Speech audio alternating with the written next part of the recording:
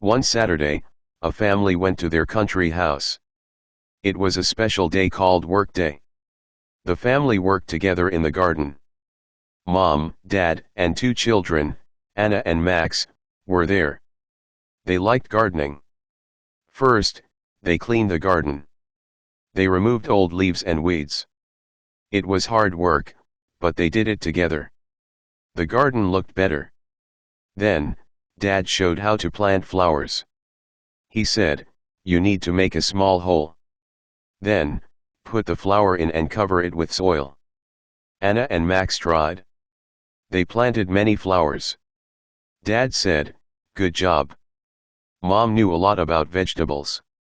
She said, "Vegetables need water and sunday." She showed how to water them correctly. She also explained when to pick the vegetables. Anna and Max listened carefully. They wanted to learn. The family had a secret. They talked to their plants.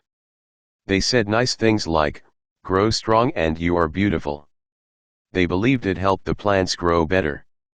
At lunch, the family ate outside. They had sandwiches and lemonade. They talked and laughed.